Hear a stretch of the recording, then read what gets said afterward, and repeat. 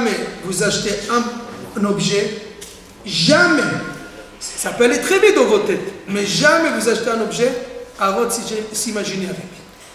Chaque fois que tu rentres dans un magasin, avant d'acheter l'objet, ça peut aller vite, mais tu t'imagines avec. Voilà, cette robe, parlons une femme, cette robe, je vais la mettre avec les chaussures marron pour la mairie. Donc elle se voit déjà avec le sac et machin, j'arrive, etc. Ah, ce costume, je le mettrai pour Shabbat Ratan. Donc tu te vois avec lui. Quand vous allez chez un concessionnaire pour acheter une voiture, il vous dit, essayez-la, montez dans la voiture, essayez-la. Pourquoi? Ça veut dire, installe-toi, vas-y, tout, machin. Commence à t'imaginer avec, commence à te voir avec.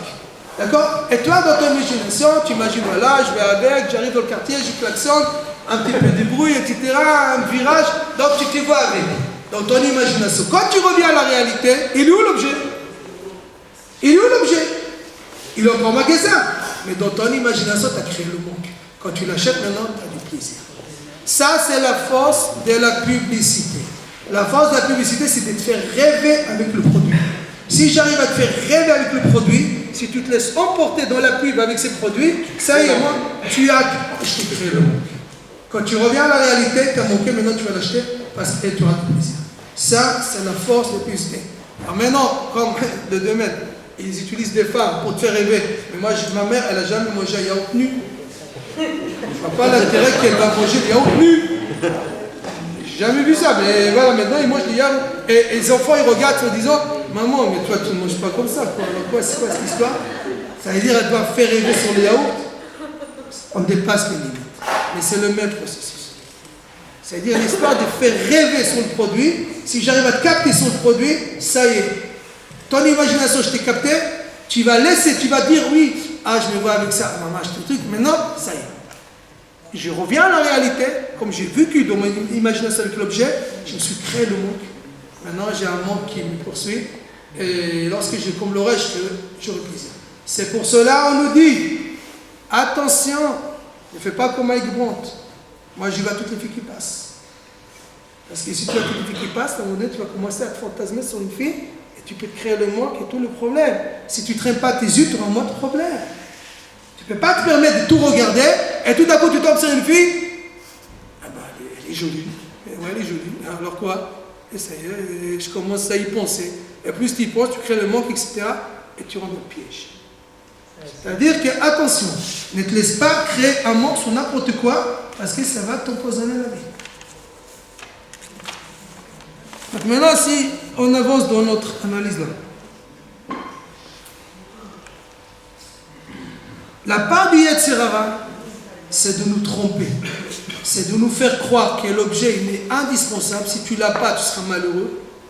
Mais en fait, il nous embrouille la tête avec d'autres objets, on peut faire du plaisir. Mais là, il faut spécialement celui-là. Si tu n'as pas celui-là, tu n'es pas in. Prenez des jeunes. À un moment donné, la pub, elle a dit la mode, les chemises froissées. Froissées qui t'a à la maison. Non, je vais acheter froissées au magasin. Les jeans déchirés. Il faut qu'ils déchirent au magasin. Déchire chez toi? Non, au magasin. C'est-à-dire que, non, Dafka celui-là. Dafka, ça veut dire que tellement tu te laisses piéger par ça que. Alors que tu peux très bien... Bon. Si Tzara n'était pas fort, après je pouvais dire l'inverse. Parce que Tzara est fort. Mais si on réfléchit et on prend du recul, il y a des objets qui coûtent tellement cher. Franchement, si vous avez un petit peu de relation, il y a des magasins qui vous racontent le secret de l'habit. Par exemple, à Veste, c'est ce qu'on appelle fait France Europe Habillement. C'est des habits de grande qualité. Et après, on le vend au magasin, ils mettront Armand-Thierry, ils mettront n'importe quelle étiquette. Et après, vous allez au magasin, vous allez payer plus cher parce qu'ils ont mis l'étiquette après. Mais si toi, tu as des connaissances, des grossistes, etc., c'est pas toi le pigeon. Ceux qui vont aller acheter, je sais pas, Hugo Boss, etc., c'est eux, ils vont l'acheter en Allemagne. Moi, je connais des copains, ils vont se taper 600 km, ils vont acheter là-bas, ils vont acheter avec, disons, des prix bas, mais c'est pas... Donc, ça veut dire que... Et ils ont du plaisir. Hein? Ils ont du plaisir. En plus, c'est après, tu dis, moi, je ne veux pas acheter n'importe qui. Mais c'est eux qui paient le plaisir.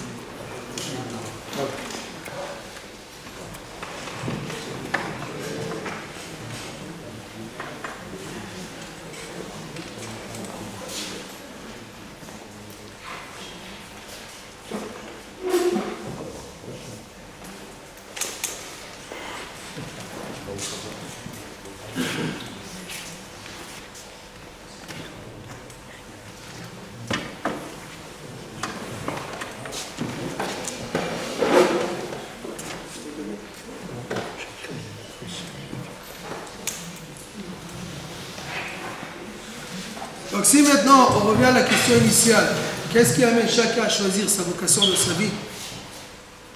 Ce n'est pas le plaisir. Ce n'est pas le plaisir qui t'amène à choisir ta vocation de ta vie. On a tous les mêmes besoins. On a tous besoin de manger, s'habiller, femmes, enfants, tous les besoins matériels, on a tous les mêmes besoins. Et on a tous les mêmes besoins spirituels. On a tous besoin du spirituel, on a tous besoin du matériel. La différence entre les gens, ce n'est pas le plaisir. C'est qu'est-ce que tu as déterminé comme fondamental et qu'est-ce qui est secondaire. Qu'est-ce qui est pour toi le plus important? Et le reste, je vais me débrouiller, même si c'est avec moins de choses, etc. Il a choisi, moi, ce qui me compte, c'est ma spiritualité. Et pour mon côté spirituel, matériel, c'est une mitzvah d'acheter pour sa femme un cadeau pour chaque fête. Donc je dois veiller à l'honorer. C'était une mitzvah d'avoir une belle bêta pour Shabbat, du poisson, de la viande, du vin. Donc je vais manger, je vais boire. C'était une mitzvah de se laver, de se préparer, de se raser, tout ce qu'il voulait, et s'habiller. Donc le plaisir matériel, je l'aurai. Mais je n'ai pas obligé d'être un pigeon, d'acheter des coupeuses à 600 €. Je ne suis pas obligé de payer si cher. Quand tu vas, excusez-moi, dans le WC, qu'il y a du marbre, où il y a de... Ça va? Ça va. Non, il faut... Ouais, ça veut dire que je ne suis pas obligé d'avoir la voiture, je ne sais pas moi, chaque réparation c'est 4 000 €. J'ai une petite voiture, une R5, bien sympathique. Le garagiste il m'a dit pour la réparer c'est pas grand chose. Voilà, j'ai une voiture. C'est-à-dire que je n'ai pas obligé. C'est-à-dire que je ne suis pas obligé. Je vais en profiter du matériel, mais je ne suis pas obligé d'avoir l'objet le plus luxueux du monde. Parce que lorsque luxueux, il s'habille, mais pour le réparer, c'est aussi luxueux. C'est-à-dire que, et un autre, non, moi je privilège du côté matériel, j'ai vu une grande villa, une grosse voiture, etc. Mais ça prend du temps, donc tu vas travailler beaucoup. Et ta spiritualité, j'ai même pas le temps d'aller ni à la tefila, et à Shemishmon, comme ça peut arriver à n'importe qui. Maintenant il faut un Kaddish, il ne sait même pas le lire. Il ne sait même pas de tefila, il ne sait rien. Pourquoi? Il n'a pas consacré du temps. Donc la différence, et tous les deux ils ont du plaisir. C'est ça qu'il faut qu'on sache. Tous les deux, ils ont du plaisir dans leur vie. Oui, il y a du plaisir dans le matériel, mais il y a aussi du plaisir dans le spirituel.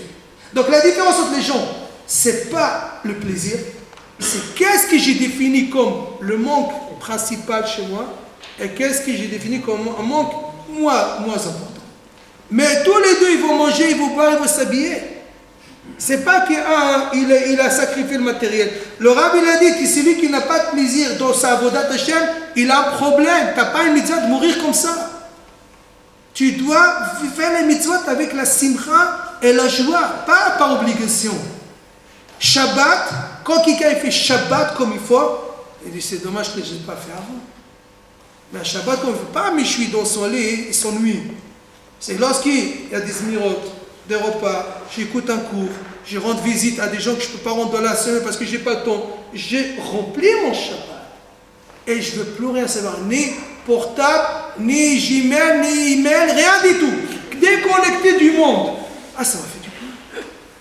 Ah, ça m'a fait du bien, ça y est. Le client, je crois, il va prendre la tête, mais bon, moi, je ne vais pas faire le voir maintenant. Ça, c'est un Shabbat où tu déconnectes de tout. Et tu te quittes la vie. C'est-à-dire que ce n'est pas, encore une fois, le plaisir, c'est un processus neutre. Dans n'importe quel domaine où tu as choisi de combler ton manque, tu auras du plaisir.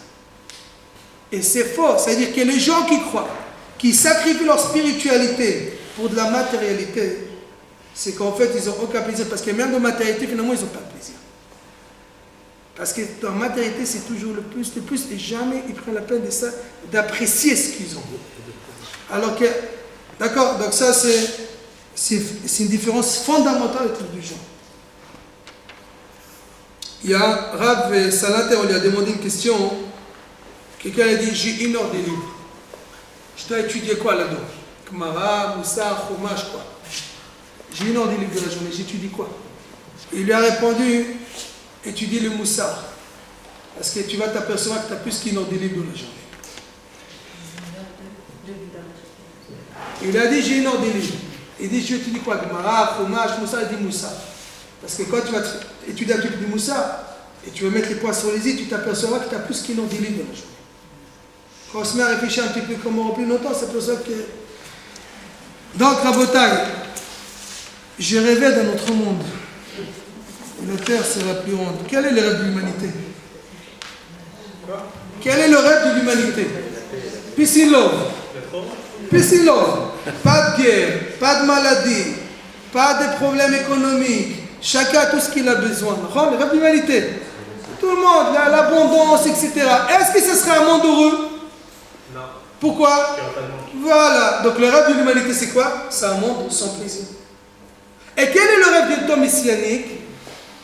C'est aussi pas de maladie, pas de guerre, pas... Pardon? Bien dans le cours, Non, parce qu'on dit non. Ce que vous voulez. Quel est le rêve de l'humanité?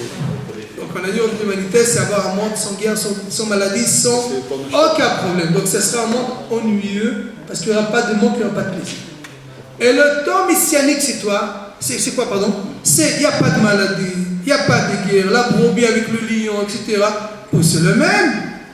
Alors c'est quoi?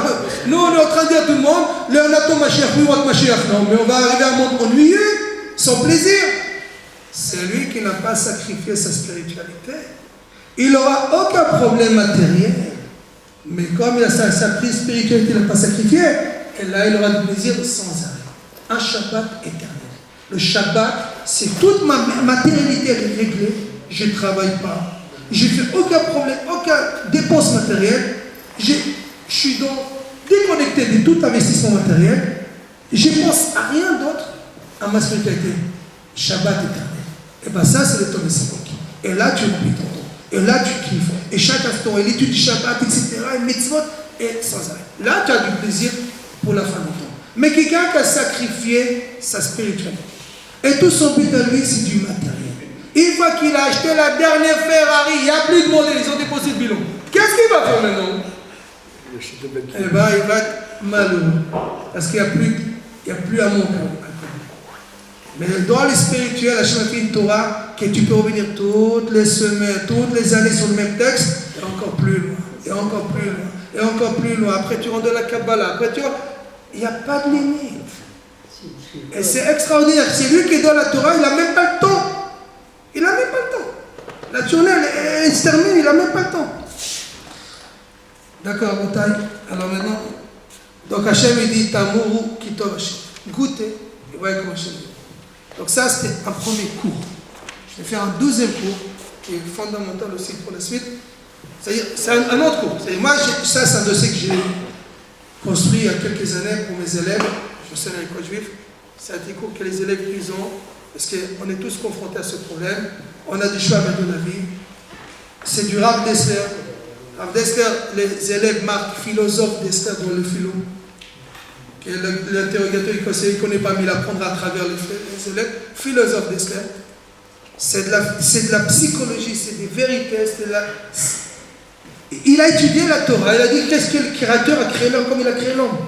Donc cette définition du plaisir, une fois qu'on le met bien dans nos têtes, on n'est pas obligé de faire des environs pour avoir du plaisir dans la vie. Ça, c'est un point fondamental. Le Yetzer Hara, tout son rôle à lui, c'est de nous faire croire que ce film, cet objet, ça, lui procure du plaisir. Mais non. Il y en a ici qui adorent le foot, n'est-ce pas? Regardez un match 4e division, vous avez aucun plaisir. Pourquoi? Mais c'est du foot. Mais je ne me suis pas créé le manque. Je ne me suis même pas intéressé. Je ne m'attendais même pas à ce match. Je m'en fiche. Mais un match, ça fait 2 semaines que tu l'attends, la finale.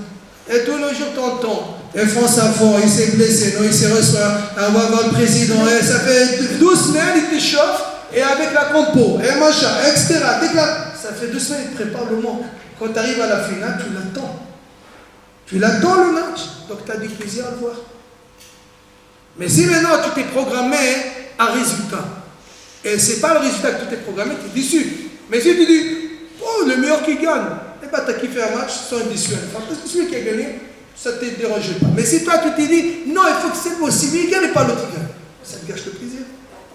Parce que tu t'es programmé, ce n'est pas comme tu as prévu. Et si c'est comme tu as prévu, bah, tu as grand plaisir parce que tu as comblé tout ce que tu as programmé dans ton monde. Maintenant, un autre cours, bref, mais il est important. Il sera lié avec ça. Le même Rav Jacobson est arrivé dans un kibbutz. Il doit avoir une conférence. Donc après, il rentre dans la salle, il attend, etc. La conférence va démarrer. C'était un kibbutz laïque. Parce qu'il voulait faire des kibbutz, ramener les gens, etc. Et tout à coup, un monsieur se lève, il dit, d'un certain âge, j'ai une question. Il dit oui, allez-y. Pourquoi vous les religieux, vous n'aimez pas les chiens? Pourquoi vous n'aimez pas les chiens? Il dit, comment tu sais qu'on n'aime pas les chiens? Il dit, un jour j'étais à Bnei-Brak, j'ai vu des petits enfants avec un bateau qui courait derrière un chien. Il avait un événement, il a fait une généralité. Il dit, mais pourquoi il faut aimer les chiens? Alors il lui dit quoi? Les chiens, ils n'ont pas une âme. Le Rav, il prend son temps, il réfléchit. T'as pas honte de me demander une question pareille? Je suis arrivé dans le kibbutz, il envoie la conférence. Je suis rentré dans la cuisine. J'ai vu un génocide. Le secrétaire du kibbutz, avec 3 ouvriers, avec des armes chimiques à la main, au train de gazer des cafards. Mais quoi, les cafards, ils n'ont pas une âme? Alors il lui dit, les chiens, ils ont des sentiments. Alors il lui dit, mais qu'est-ce que tu connais des sentiments des cafards? Quand un petit cafard il va à la chasse, son père, tu ne sais pas s'il dort, il ne dort pas, il attend qu'il revienne. Une fois ma femme, elle a tué un cafard, il y a 30 qui sont venus à l'enterrement. Qu'est-ce que tu connais des sentiments de cafard? Alors il lui dit, on ne peut pas aimer tout le monde. Ah, maintenant on ne peut pas aimer tout le monde, il y en a qui aiment les cafards, il y en a qui aiment les chiens, donc c'est un choix. Et maintenant que tu es arrivé à cette réponse, je vais te répondre sérieusement. Rabotai, ça c'est pour nous aussi. Si les attachés, ça nous regarde dans la tête, on aurait gagné beaucoup ce soir. Et ça sera Mamash Nishmat Rav, parce que le Rav, toute sa vie, c'était le Torah. À tel point qu'on raconte une anecdote sur le Rav. Un jour, sa femme, elle voulait faire la lessive. Alors elle a mis sur la table la lessive, disons la poudre avec l'eau, etc. Et lui, il est rentré, il était pressé, il a mangé. Alors la femme lui dit, attends chérie, t'as pas mangé? Il dit, si, j'ai mangé. Elle dit, non, mais t'as mangé quoi? Ce qui était sur la table. Il dit, mais non, ça c'est produit pour le linge, pour laver le linge. Ah, mais c'était beau quand même. Déconnecté, l'essentiel. Ah, elle a dit, non, c'était bon, j'ai cru que c'était une soupe, je sais pas moi. Bon, en tout cas, elle a mangé. On raconte cette anecdote. Donc, il était tout Torah, etc., depuis petit jusqu'à maintenant. Alors, Bezrat Hashem, on dira plus un petit mot. Alors, regarde. Il dit, maintenant qu'on est arrivé à ce point, je vais te répondre sérieusement. Il y a une phrase qui est dite. Tout celui qui a pitié des gens qui méritent la miséricorde finira par être cruel par des gens. Non, tout celui qui a pitié sur des gens cruels finira d'être cruel sur des gens qui méritent la miséricorde. Cette phrase a été dite sur un grand roi. C'est-à-dire, tout celui qui a pitié des gens qui méritent la cruauté, qui sont cruels. Tout celui qui a pitié sur des gens qui sont cruels, finira par être cruel avec des gens qui méritent la miséricorde. Et quoi ici?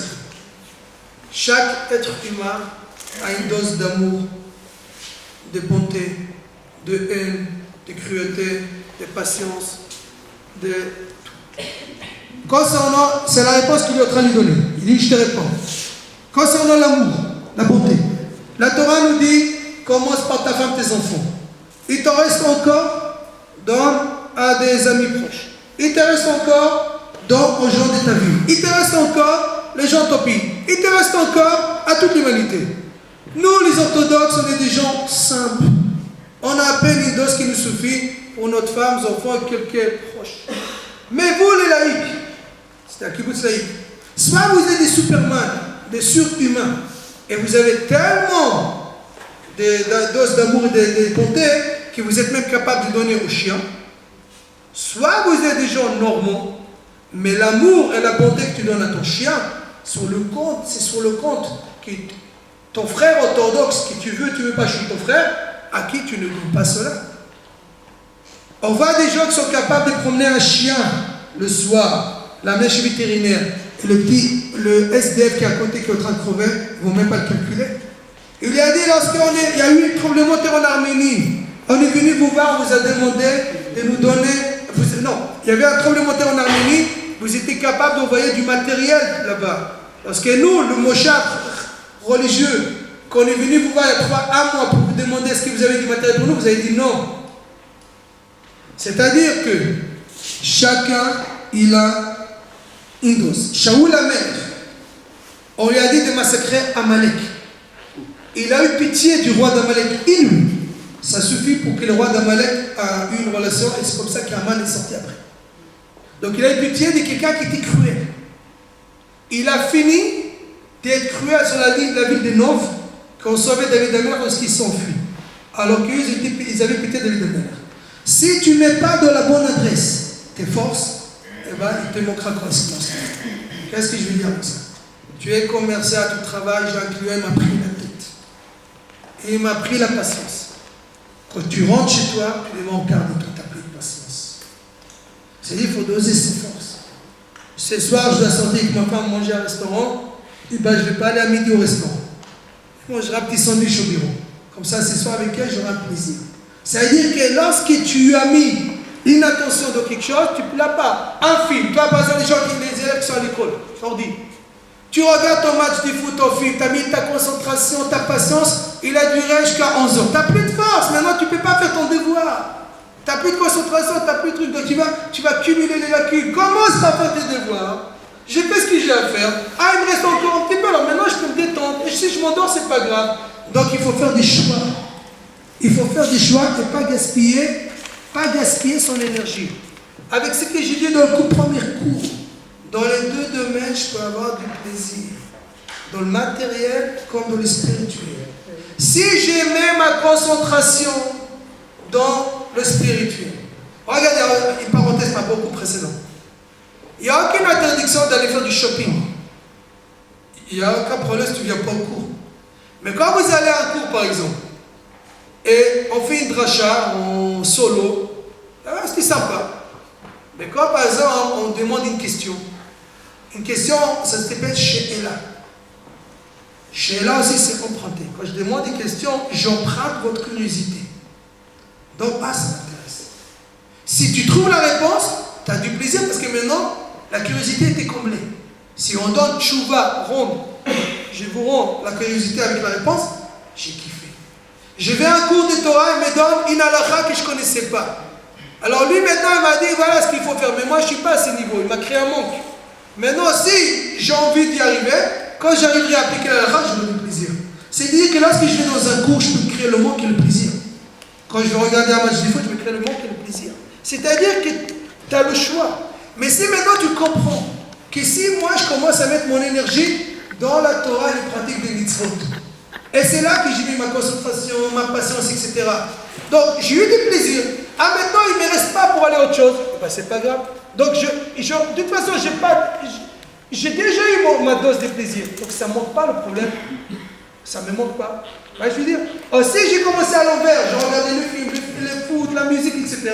J'ai mis ma concentration là-dedans. J'ai mis ma patience là-dedans. J'ai mis mon amour. Donc il ne me reste pas pour autre chose. Donc quand j'arrive à un cours de Torah après, ben, j'ai dit, ça m'intéresse.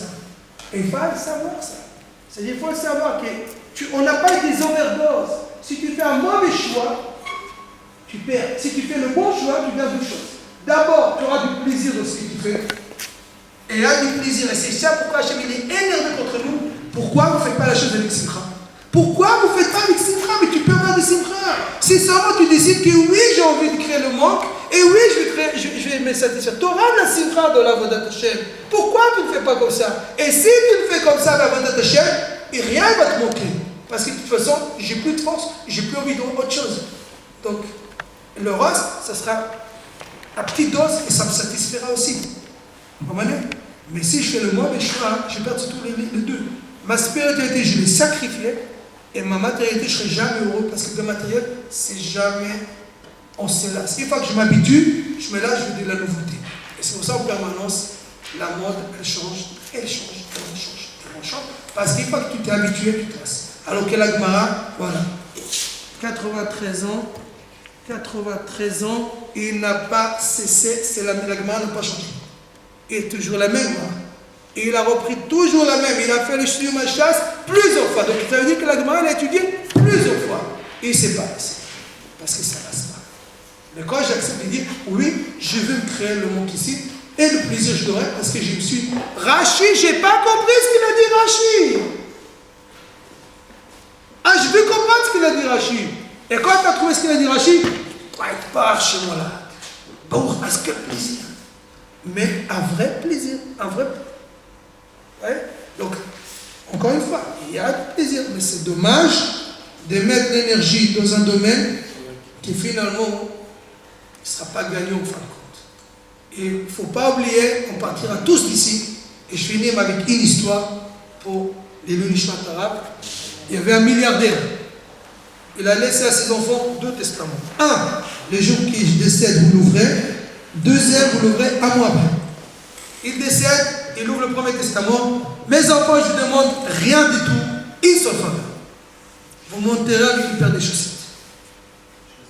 Alors il se parti voir Khivat Kadisha. Mon père, il a demandé ça. Il dit non, rien du tout. Non, non, mon père, rien du tout. Sinon, on ne fait pas le service. Bon, il a enterré son père de chaussettes. En tout cas, d'Italie, c'est tout. Un mois après, ils ouvrent le 12e testament. Mes enfants, je savais très bien qu'ils n'allaient pas vous laisser faire. Mais je voulais que vous comprendiez. On n'amène même pas une paire de chaussettes avec soi au-delà. Tout reste ici. La chose seule qu'on prendra avec nous là-bas, c'est ma spiritualité que j'ai bâtie, que je suis investi et que j'ai kiffé ici avant de savourer là-bas tout le plaisir que Hachem m'a réservé, parce qu'ici, j'ai commencé déjà à vouloir kiffer au-delà. Voilà.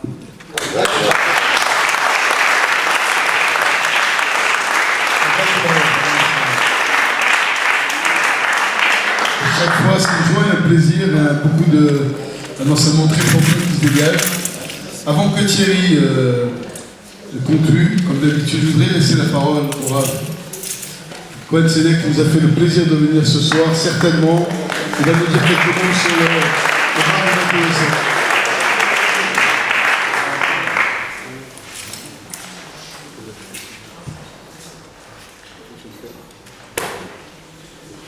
Je suis venu il y a 7 ans, s'il vous plaît. exactement 7 ans. Je suis parti à Beit Knesset Hayad, là-bas à Yerushalayim. Je suis monté les escaliers. Je demandais, je dis, est-ce que le Rav il est venu parce pour écouter le shiur. Ils m'ont dit non, c'est pour l'instant c'est le Shamash qui parle. Dans quelques minutes, le Rav il arrive. Je dis, il y a beaucoup de monde qui était debout comme ça devant la porte. Je dis bon, je vais aller dans les escaliers, le temps que le Rav il arrive, je vais attendre que le Rav il arrive. Je vais lire là-bas les modarot, les affiches. Et j'étais en train de lire. Et puis vous savez que je vois comme on voit dans une tuyau. Je n'ai pas fait attention à quelqu'un. J'ai entendu une voix. Il m'a dit, mon fils, s'il te plaît, tu peux me lire l'affiche? D'accord. Je lis l'affiche. Et il m'a remercié énormément. Il m'a dit, je te remercie énormément, mon fils. Bezat Hashem, que Akadosh Baruch Hu te donne que des brachot. Tu sais, je ne vois pas. Je regardais. J'ai vu, c'était avec un ava, avec la modestie. C'était Rav Ovadia. Rav Ovadia, je me permets de vous dire, depuis 1977, qu'il est venu en Iran, que j'étais en Iran à cette époque-là. Il est venu à l'école de Saratora. Et c'était mon beau-frère, le photographe. Pourquoi on avait choisi mon beau-frère photographe? Parce qu'il était israélien, il comprenait bien le Rav. Et le Rav, il le comprenait, donc il voulait qu'il y ait un dialogue. Le Rav et mon père, Zichron de Bacha, il était le traducteur. Une seule chose que je peux vous dire. Toujours, on a eu cette image du Rav le Rav, il a eu beaucoup de courage d'avoir pu faire des incendies, enfin diplomatiques, parce qu'à l'époque, on pouvait venir en Iran. Ils sont venus en Iran, le Rav il est venu, il a essayé de voir si on pouvait faire une yeshiva en Iran, Rav Ben-Zion Abba Shaul déjà,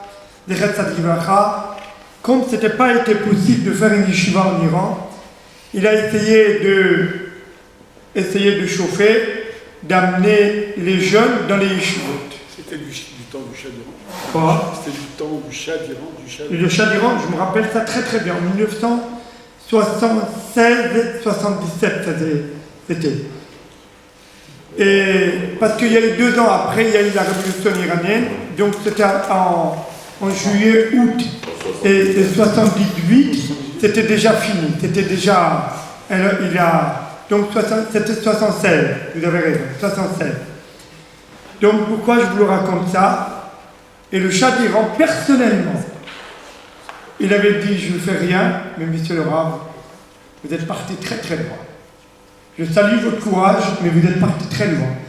Je vous explique ce que ça veut dire. C'est comme je vais aller à l'Yeshiva Pinto, je veux dire, je veux rencontrer les gens, je veux dire, ou bien à l'école juive, dis venez avec moi. Ils me disaient, on va aller étudier ensemble dans le Beth Midrash chez moi. C'est pas beau.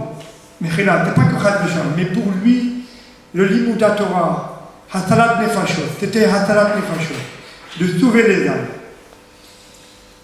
Donc quand je suis venu à 79, janvier 79, après, peu de temps après, je ne sais pas combien de temps après, quand je suis parti à la yeshiva, j'avais une seule image.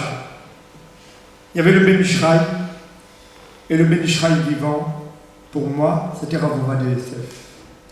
C'est lui qui nous a permis, je m'excuse de vous dire mes souvenirs, qui nous a...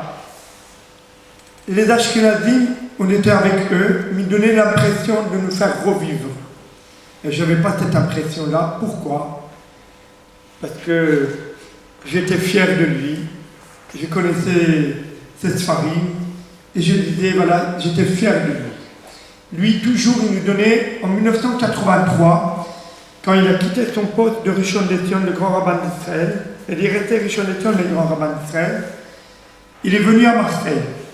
Je me souviendrai avec beaucoup d'émotion. Pour donner le sentiment, je me rappelle très très bien, vous pouvez demander à Rosenberg, que les gens ils se sentent bien, surtout les Bachouris. Il a dit, je me rappelle ça très très très bien, je vais préparer quelques dapim de Gemara pour être interrogé par lui, pour donner le sentiment qu'on était bien. Et pour vous dire, enfin, toujours, il disait que les Bachourim, enfin, il disait il faut étudier la Gemara, l'Ibadi, l'Ikhata. Et je voudrais vous dire quelque chose. Peut-être que ça ne plairait pas à tout le monde. Mais, vous savez, je vais vous dire, tous les grands rabbanim, Rav Shimon Pinchasi, Rav Benayahu, Shmueli, qui est le grand Mekoubal en Eretz, tous ces gens-là, leurs papas, tous, il n'y a pas un qui ne peut pas vous dire non. Rav Pinchas Shmueli, il a étudié à l'Yeshiva de Kol Torah. Rav Pachivici, il m'a dit quand il était déjà jeune, 17 ans, on disait ça va être un gadol d'Israël. Et Bémet Baruch Hashem, c'est un gadol. Pourquoi je vous parle de lui? Il a su étudier la Gemara Perek HaChelek. Il a su étudier Perek HaChelek. Il y a des photos, je me rappelle très très bien. Perek HaChelek. Pourquoi Perek HaChelek?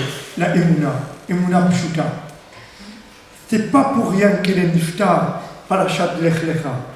Moraï Rabotai, un souvenir de Rav Ovadia que j'ai, c'est la Emouna Pshuta. Avraham Avinu.